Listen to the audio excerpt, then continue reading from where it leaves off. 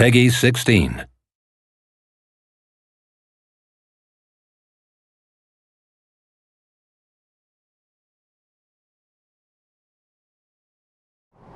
We started with the idea that we wanted to set it in the future, but in a beautiful future. We took the idea of magic and turned it into technology, so we grounded it in a reality that we could foresee.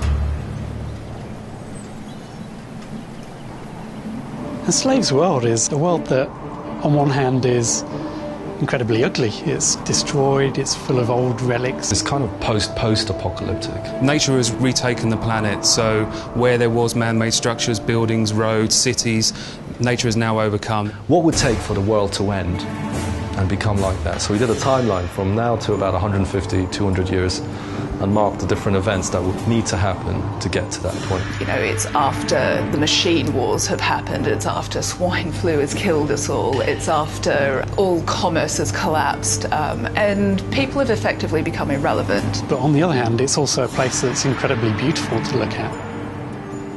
Usually when you see an apocalyptic world, it's grey and brown and desolate. What we don't like usually is monochromatic games. People have a tendency to think that if humanity dies, then the world dies with them, and it's totally the opposite that's true.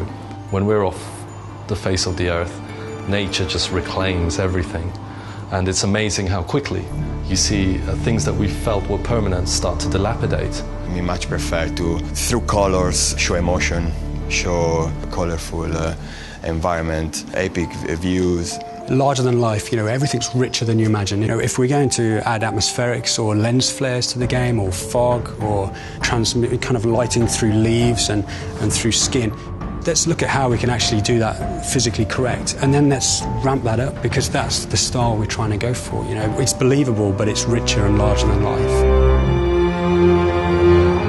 You can see places like where something horrific has happened, like Chernobyl, and where nature has retaken it. It's beautiful in amongst the destruction and desolation, and that was the feeling that we really wanted to capture. The game starts in New York, and the reason it starts in New York's a universal city. Everyone recognizes it, so when you start there, you're basically saying, this is Earth. But as they leave New York City and start heading further towards the west, towards their ultimate goal, they pass through vestiges of history. So there is one large area where hundreds of titans, large mechs, taller than buildings, fought together, smashed each other to bits, and created this kind of desolate landscape of oil spills and chemicals all merged together amongst this twisted metal.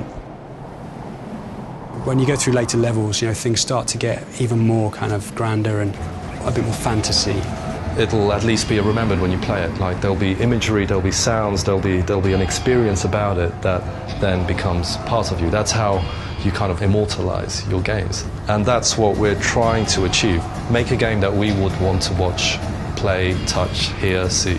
That's our objective.